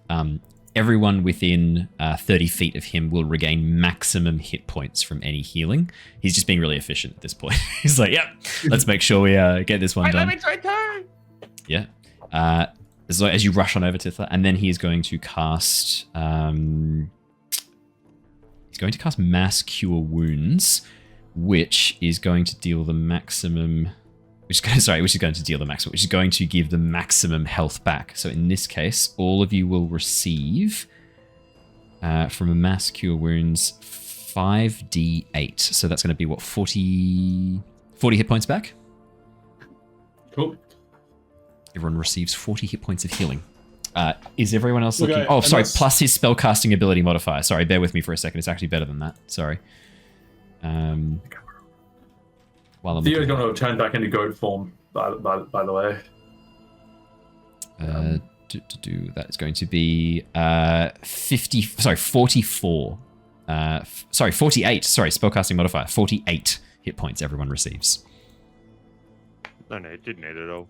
It's not bad. While we are doing this, if we are going to go deal with this, I have one 6th level spell slot. I can save it for Sunbeam, which I think may be very helpful in the upcoming fight, or I can cast Hero's Feast, and if we all partake in the feast, I think we have time at least for that.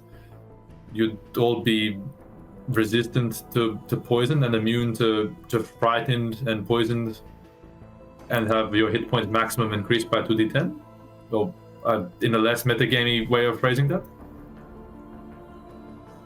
You would be less affected by the dangers. As a team, I'll let you decide if we think that would be better, or if me being able to spear the power of the sun into a vampire was more worthwhile. Look, he charmed me last time, so I'm not sure if frighten is the way he's going to go. He's more manipulative than fearsome. Well, then perhaps I'll save the Sunbeam. If Victor cannot teleport us, I could also use the spell slot to teleport us via the plants to the Amber Temple. Victor will teleport you. He's good. Then I assume the Abbot didn't restore any spell slots, though, did he? No, but you've leveled up, so you gain all the new spell slots that you got from your level up. So if it grants you any spell slots on the level up, you've got those spell slots good to go. Yeah. I got an extra 5th, which definitely helpful. That's not nothing. Ain't bad. Ain't bad. Look, I do have to contest. Surely having the Abbot come along for this battle, like we were talking about in the case we fail, surely we want a better chance of actually winning, and he doesn't have to attend to the wicked creatures in the future. If he comes along, then you should know that your skills are now on par, if not higher than my own. You are formidable foes. Now dawns Very flattering. my time of vengeance. We have angry Styx. All should fight. This is the final fight. If we fail, this world fails. If we succeed, all are free. But my patience wears thin. This battle is now. I have to agree with you, Styx. Look, I think at the end of the day, it's the abbot's choice on if he wants to fight here or not. I just wanted to give him the full. I wasn't trying to discourage him from coming. Far be it for me to turn down aid, but I just wanted him to understand the full gravity of the choice he was making. You watch as Sen and Irina approach. Sen gushing over Irina's glowing sword, Irina gushing over Sen's bow as they both approach. And as they get close, you watch as Sen kind of looks around and goes like, I could hear some of what you lot were talking about. I look, on one hand, I do kind of want to see this fight through to the end, but I'm happy to stay here at the Abbey and make sure that anyone who approaches, I'll take care of. You should go. That we would appreciate. Irina turns towards you, Styx. She holds aloft the sword before letting it disappear, the tattoo on her wrist glowing for a moment. I am not sure whether I should come with you or whether it would be safer for me to stay here. I have unfinished business with the brothers that I would see through. I act as your sword as always, Tatiana. I will be your weapon. I will be your vengeance. I will be your voice, and I will revel in their screams. Good. They must die. They must be destroyed for what they've done. They need to be destroyed for what they've become. Vengeance for what we have lost. Vengeance for what they have made us lose. I am filled with hate and vengeance for that also. Then go. Be my sword. My light. Claim your vengeance. Solace. That Irina bows and begins to look over towards the wounded, light glowing from her fingertips as she begins to heal them with magic. Something you've not seen her do before, but something that Solace, Styx, you knew Tatiana was very gifted in. I whispered, too quiet for her to hear. I love you. Aww. Sun sword or was it Simp sword? Simp sword. Simp sword. Fucking get him. Styx is going to become the next fucking Barovian lord because he's now the one who loves Tatiana. And he's going to cycle continues. Yeah, incel 3.0. I shall defeat these incels and claim their throne as my own. As Tatiana wanders over towards the healing, Savonk climbs down from the battlements. Goes, well, I myself have a vested interest in approaching the Amber Temple. I'd be there to help if you'll allow it. There's not a soul who knows more about necromancy than I, and you will encounter traps, I am sure, in your attempts to penetrate the defenses. So, like, not a soul, but the people, like the souls that you don't summon, but the people that you summon that don't have souls, do they know about the necromancy more than you? No, they are simply... No, they're simply mindless drones that follow my commands. That is the beauty of necromancy. I don't have to hear things talk back. A drone? Yes. I understand what you mean. Automaton. Happy to have you. Wonderful, thank you. Yeah, didn't I say that? Wasn't that clear? Oh, look, clear as mud. I can keep saying it if you want. I understand now. No need. We would love to have you here. Thank you. Are you going to come with us? Yes. Okay. Gentlemen, Tithla, magic sword, Robot, Hello. shall we then? We can have a quick look to see where what the status is of the Lich is. I can have a look at this ball and see what he's up to. Blood I'm is feeling pretty that- tired. Just saying. I'm also feeling tired. I have personally been up for like 3 days at this point. Yeah, But- but Blood is really tired. Blood, I'll do some work for you. I'm feeling fine, so I'll pick up the slack for you. So Okay. I'll carry a bit of extra weight here. Give me some of that stuff, then Thanks, Axel. it's okay. You watch as behind you the sun begins to rise, and for the first time since you've come to Barovia, sunlight, warm, shines down upon you. The clouds burned away above the Abbey. Now, not just a single dome, a splinter, a crack in the sky itself. As the cloud cover, this perpetual gloom has been banished with the death of the Dracolich and the defeat of Sergei's forces. And at that point, you feel the ground rumble. Tremor. All around, mongrel folk dive for the ground, securing weapons, clinging onto doors, as the glass-stained window above you shakes ominously in the frame as you hear sound of shattering coming from inside. Just as quickly as the tremor came, it passes. An eerie silence left behind. You watch What's as the that? mist begins to darken. Faces clawing against it for a moment, screams on the air for almost a second and then gone, carried away by the wind. I think that fight is ongoing, or at least drawing to its conclusion. I think we must be about our business tonight, friends, if we are going to be about it at all. I think I'm moving going. sooner rather than later is the way to go. Basically now. Victor, Hearing your clap, Victor flies down, sort of coming to a stop as he gathers his momentum. Goes, yes, sorry, I was destroying undead. Can I help? if you could please get us to the Amber Temple, we would be even more in your dead than we are now. Amber Temple, are you sure? Is that really where you want to go? Yes. Yes, our friend. We go to find the end, whatever that is, for everyone. Okay. Gather round, everyone who is coming. I will teleport you now. Did we Ready get healing yourselves. from the abbot? Yeah, he healed us to, I assume, full.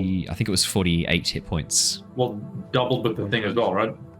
Oh no, it's just fully healed, so it's the full amount. So 48 was the full amount. Are you able to do anything about Blood being really tired? What is wrong with you, Blood? Oh, I you're like- really tired. I understand. I point at I just point at my chest. Yeah. And like the tree is just like obliterated. You are Yeah, lucky. You are lucky that I can remove this exhaustion from you and banish this tiredness from your bones. The abbot places a hand upon your chest. He's going to cast restoration, and banish the level of exhaustion. Sorry, greater restoration, and banish the level of exhaustion from you. Hey. Blood feels better now. Blood is back. Yeah, Blood is back. perfect. With the morning light, do I presume that is dawn? Is that right? It to is say? dawn. Anything that recharges at dawn is recharged. Yeah. Oh fuck yeah. Lovely. Which also By includes my your friend sunbeam light. sticks.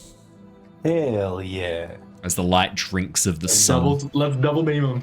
Yep. We'll cross the beams. Don't cross the beams.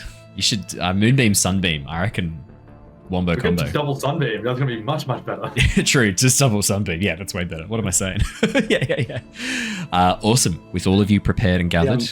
Oh, yep, Jonor. Pillar Power, just using that one again on dawn Yep. and consume it straight away. Yep, that's fair.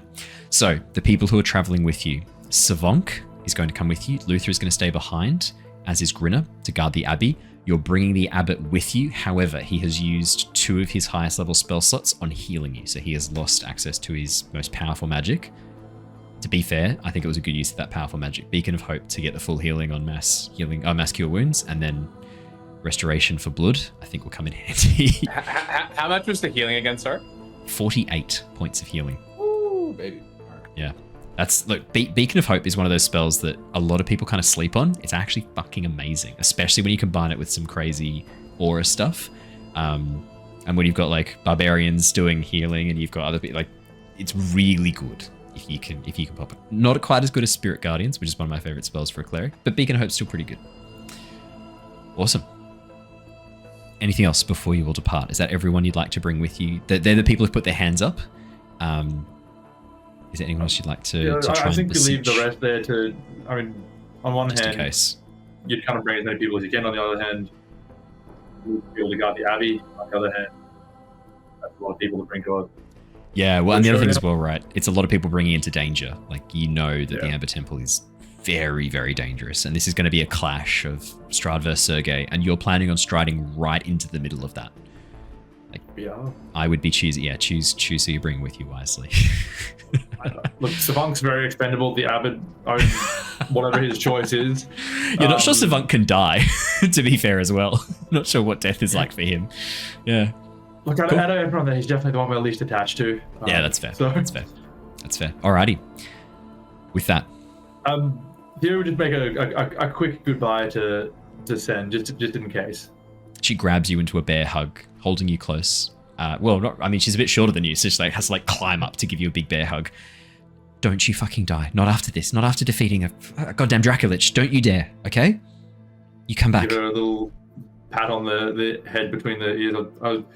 I will do my best, but one way or the other, this ends tonight. Hopefully it'll be us striding home victoriously, and then we can all go home. Yes, please. But just in case, I just wanted to say goodbye. It has been nice knowing you, and no, I'm not accepting a goodbye. No, see you later. That is the most I will accept. We had more time. No, we're gonna have lots of time. See you later. We're gonna have lots of time, okay? And they're just bob his head and then heads back to Victor's teleportation circle. Alrighty. Jonor, did you say you wanted to check the crystal ball, or was that a no on that bad boy? It was a pretty good clue that they are fighting right now, so no need to check. Cool. Easy done. Alrighty. With that, Tithla. One more. Yeah. How large is our group? So it's the 7 of you, plus Savonk, plus the Abbot. So 9, and then Victor's obviously the 10th. Okay. That's a good question. Let me just quickly double check we can teleport that many people. And Victor is the 10th. Because he's teleporting he's got to do the teleportation. Go quick look. Tithla is going to cast Aid 3 times using all of her 2nd level spells. Okay. And giving everyone +5 to their max HP. Oh, it's nice. Not temp. It increases their max by 5 for 8 hours. And who's getting aids? Everyone. Everyone gets aids? I've done it. Yeah, we can do it. 3 creatures per cast. 3 casts, that's 9. Everyone else gets it. Thank you. That's all right, baby. That's all right. How do you change? Oh, max HP modifier. There you go. We had temp HP 14 before. That's disappeared now. You're only allowed 8 willing creatures. Oh no! Okay. You have to pick. No, it's just the 7 of you plus Savant. No, it's just the 7 of you plus Victor. Unless... Oh no, up to you and up to 8. So you can have 1 person. 1 person you can take with you. Savonk is waving his hand. No. No, come on now. I will be far more useful in there than some fluffed up winged diva. Trust me, you're heading into the lion's den here. You need someone with skill and expertise. Don't underestimate what the Celestial can do, okay? Sure, but also you're heading into an area that's been controlled by a lich that he's had thousands of years to plan necromantic traps. Trust me, you're going to need me there. I've got a question. Sorry, Yes. Theo. I'm no expert with magic and stuff, but if it's just about space on the circle, No, it's you and 8 willing Tithla creatures on my shoulders, and it's teleport, not teleportation circle. It's teleport. Yeah. Look, I think given what we said before, the abbot has more of a duty here to help, and Savank has been in the Amber Temple himself, I think could be. I mean, I do hesitate to give up the force of a Celestial going up against the undead, but I think the best net good is to leave the abbot, bring the Savank, and then if we do fail, if we do all die, then at least there is still some good here, and then at least one necromancer is dying tonight. No offense, Savank. Some taken. Some taken. I fucking hate this Sergei prick, and I have a professional. Hopefully it is Sergei who does. But like I said, at least one will die tonight. I have a professional interest in fucking him up, so I would like if we could do that, please. That's definitely the plan. Blood would not like it if Savank came back to life. If Sergei do the thing you do to them. You don't want me to be revived as an undead creature? Yeah. That's not going to happen. I can't be. Oh, good then. So I mean, that's my vote.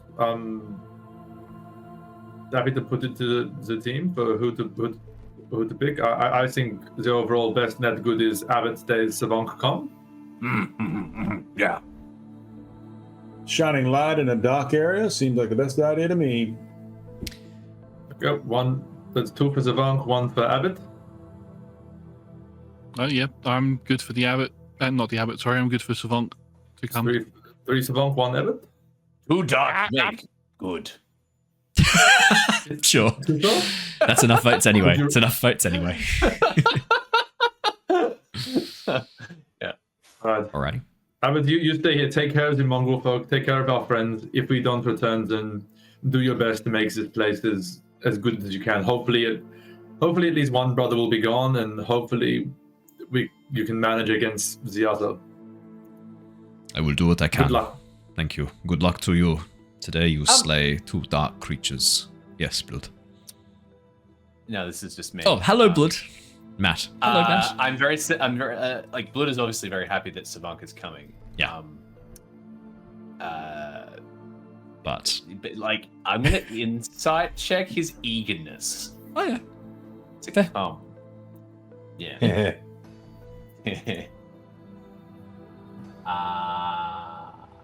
That's fair. Yeah. May I join in on the insight? Because I've always been suspicious of the Yeah, 100%. Yeah, only 8 people. Only 8 people can teleport with Victor's teleport. That's a 4 Blood. Nah, man. Nah, he's good. Yeah, he is. His only goal is to kill Sergei, and Strahd's a bonus. He doesn't. He's happy to help you kill. Totally sold. He's like, yeah. Savank seemed good. Yeah. Killian. Savank wasn't lying when he said he has a professional interest in ending Sergei's life. But there's 100% more. There's something else he's after too that's got nothing to do with Strahd or Sergei, you think. More to do with something, maybe something in the Amber Temple. You know, Sergei's been collecting stuff for a while there. There's something else he's after too. There's no signs of maliciousness, but this is for his own ends as well. Like, this is a means to an end. And you lot storming the Amber Temple and killing Sergei, he's happy to help because it gets him what he wants. Savank, you wouldn't happen to be looking for notes or anything on how to become like Sergei, are you? Notes on how to become a lich? No. No, there's no reason for me to hunt down such a thing. Any particular reason other than there's more to your excitement than just killing Sergei? What else are you looking to achieve there? I'd be lying if I said I didn't have a vested interest in plundering the Inner Sanctum's study of an accomplished necromancer. Even if he is a lich, and a really fucking stupid one at that, sending his whole army up here in one go. He did manage to control a Dracolich. That's something I'm curious about. I wouldn't mind taking a peek at his study once we've dispatched of him. And with a lich, you'll need to find his soul once it has fled to his special vessel. And that's something I can help you identify. Quite good at it. Did we ever confirm if it was a phylactery or the other thing that liches could have? I can't remember if we ever confirmed which one it was. Does anybody know? I don't believe we have. Would Styx know anything about any of that, given his history with the brothers? Do you want to know? Look, make a history check, but you didn't see the moment in which Sergei became a lich. You saw the moment he dropped the illusion he'd been wearing, hiding his undead But I know form. them fairly well. You do, exactly. Exactly. I thought we were thinking he'd turned the whole Amber Temple into his There was a theory. phylactery / soul cage. Yeah, there's nothing saying that it has to be a certain size. There's also a theory that the moon was also holding all the souls in it as well at some point. Yeah. Yeah, the moon was definitely doing that, whether he put his soul in that. The moon is do it, 100% holding souls. It is a form of a soul cage. Yeah. I think that's where Sergei has been drawing that energy from to drink. It to may not feed be on. the phylactery. So Yeah, but it won't be his phylactery. Can I argue an insight check rather I will than allow a history that. check? Yep, I'll allow that. 100%. Your question's more insight anyway. I would have offered it to you if I'd thought about it rather than going on about the moon. I'd allow that. 19 Styx. You do know Sergei. At least you thought you did. A lot of his behavior surprised you. Giving over his soul to becoming a lich was definitely not something you thought he was capable of. The cruelty and viciousness that he showed, he kept well hidden under the surface. Sergei has always been deeply insecure, deeply jealous of his older brother Strahd, and desperate to prove himself as smarter, more capable, more gifted in magic. If he's trying to prove that he's better than Strahd, his phylactery... He keeps it in a giant cod piece, doesn't he? His phylactery is probably going to... Prince Albert. Yeah, his phylactery is probably going to represent that, right? Something over Strahd. With a 19, it's probably going to be something of Strahd's, something deeply personal, something that Strahd, the knowledge that Sergei has taken this and corrupted it and made it his own, would be a constant source of fury for Strahd. You remember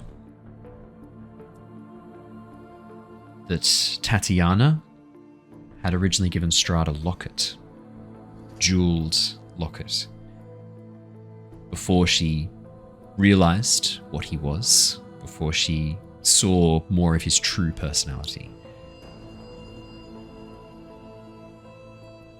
You haven't seen Strahd wearing it. Haven't seen it anywhere in Castle Ravenloft. It's a hunch at the moment, and I don't bring it up with the others. Cool. It is a hunch at the moment. Yeah, for sure. Like, you're not sure of this. This is just a possibility. But yeah. If Sergei was really trying to fuck with Strahd, the locket that Tatiana gifted to Strahd, that Strahd sees as the symbol of their love, yeah, that'd be a real middle finger. that'd be a middle finger, for sure. Yeah. Awesome. With that, Victor finishes the complicated series of runes and teleports you. I do need to make a roll to see how successful this is. Victor has viewed the area around the Amber Temple. He's planning on teleporting you to. Could I please have a D100 roll from... Josh, you look the most concerned about this roll, therefore it's now your responsibility. I love how there's an immediate, relieved smile on everyone else when I say someone else's name. It's very funny to me. That makes me very happy every time I see that. Well, it's like when you're in school and the teacher's Yeah, the looking around for teacher's someone like... and everyone's Yeah. just eyes away, not looking. Yep. 31? Trying not to.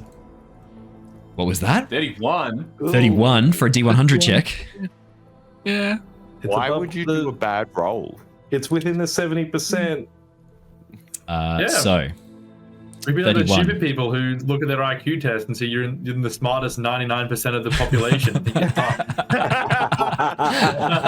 well, also if you're doing an IQ test, you're also already making a terrible mistake. That shit's not. Yeah, it's that not what you immediately think puts it you is. at max. Yeah, you've already max out of proven 100 there. you're not smart enough to understand that an IQ test is bullshit. Yeah, so that's obviously a mishap. sorry, what? Yeah, it's a mishap. Nah. It's a mishap. A We go teleporting. home, the end. Yay. Yeah, he accidentally teleported us to our main plane. That'd be great. That'd be so nice. Wait. Oh no! I'm just gonna leave it there.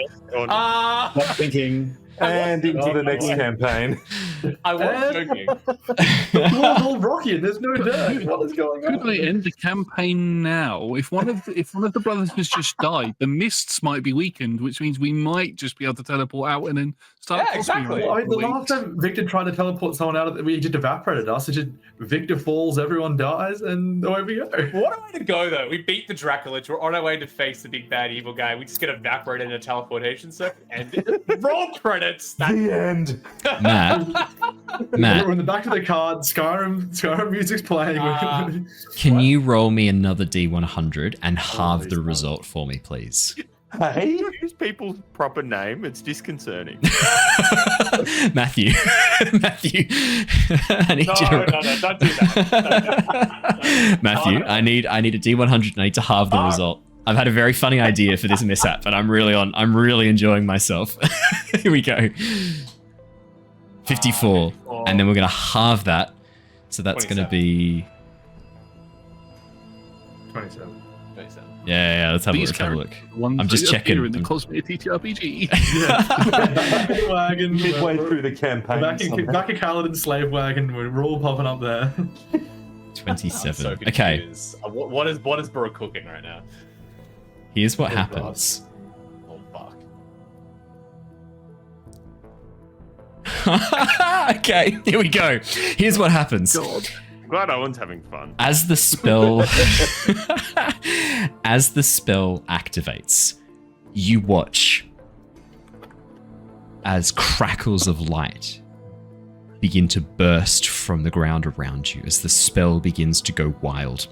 Victor turns towards you, a look of horror on his eyes, and the last thing you see is Victor going, No, it's...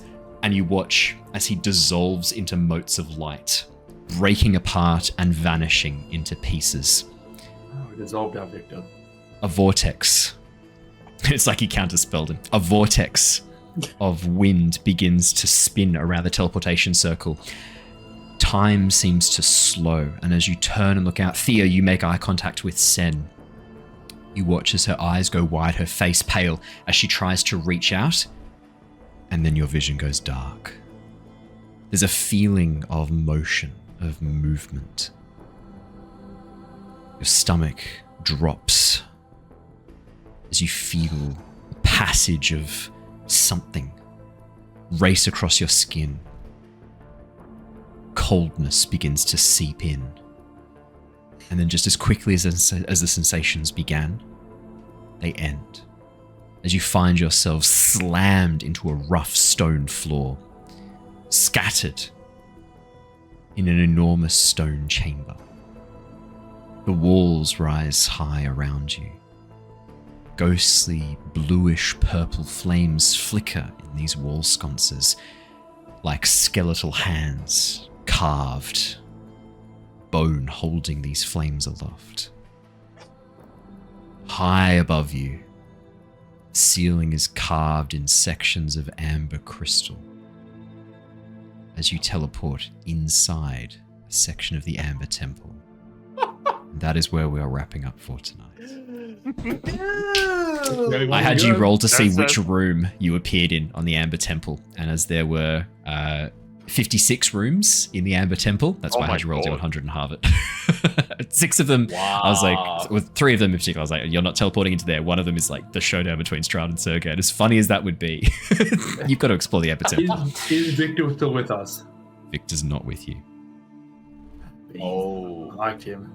Done it again. Uh-oh. Victor's activation of the... so all of you are there, scattered around. As you slam into the ground, you also do take some damage. Sorry, you take a bit of force damage. 56 rooms, we're not all in separate rooms. No. That would be so brutal. Each of you take 7 points of force damage. Each of you take 7 points of force damage too. Could have been way worse. Owen. Sorry. And I'm down. I'm joking. Killian just you look on the ground as Killian with his neck broken, lying there. Yeah. Got splinched. I'm starting to see a little trend here with teleportation. This mishaps. is so we ended our Return of the Giants campaign on Wednesday with the teleportation mishap as well. It's not how I expected to end back-to-back campaigns, but here we are.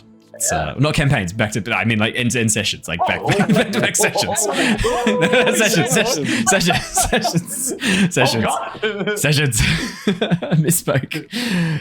I misspoke. It's over. Awesome. Thank you guys. That is where we'll wrap up for. It is literally over. That is where we'll wrap up for tonight. Thank you so much for joining us. For those of you watching on YouTube or listening to the podcast, YouTube's doing some shitty stuff at the moment. The algorithm, it may have been adjusted. There's some ongoing discussion in the YouTube sphere. The bit of back and forth. Some YouTube creators are saying that there's been some changes to the algorithm, it looks like, or maybe to the way things work. Some are saying no. I don't really know, but I do know one thing for certain. You need to grab the throat of the Dracolich by hitting the like button. You need to explode inside of it with the comment. And you need to fully end it with the subscribe button. I'm sorry. Grab the throat, explode inside of it, and end it. Yes. What? End it. And Yeah. then end it all. End it all. Not end it all. Just bring it to completion with the subscribe button. Finish it off. Finish it off. Yeah. Perfect. That is what. Yeah. Bring it. Yeah. And then come to climax with the. Yeah. That's right. That is how you help us out with the new algorithm rules. Obviously, with the podcast, just 5-star review or whatever else you can do really helps us out. But all that is super, super cool. Keep an eye out. More Cosmere stuff coming very, very shortly. We have our new Tales from the Yawning Portal campaign starting tomorrow night. Not starting tomorrow night. Started last week. Continuing tomorrow night with our second session. We're having a lot of fun with that. Obviously, with Curse of Strahd, we've done some homebrew stuff. We're doing a lot of homebrew stuff with Tales from the Yawning Portal to make it even more entertaining. It's kind of like a little pocket universe dungeon run style thing is how they're kind of going through it. We're having a lot of fun with it. It's really cool. So make sure you come and check it out. That is going to be loads of fun. And then obviously Return of the Giants on Wednesday. But that is all for tonight. Lovely Twitch people. Don't go anywhere. We are going to go and raid a lovely friend of the channel. Tonight that will be... Let's have a little peek-a-rooney. Let's go and raid... RollTogether, your Chronicles of Erdrin. Twitch has turned things around. You were not the first result, Josh, which is bizarre. Chronicles of Erdrin, it is chapter 31. That will be loads and loads of fun. I will have that raid come across now. Make sure you go and watch that. It will be lots and lots of fun. Never enough, Josh, as we say. So make sure you go and check that out. But from all of us here tonight, we will see you all next time. Stay safe, stay well, and see you guys soon. Until then, goodbye, everybody. Bye. Bye. Bye. See you next time, guys. Bye.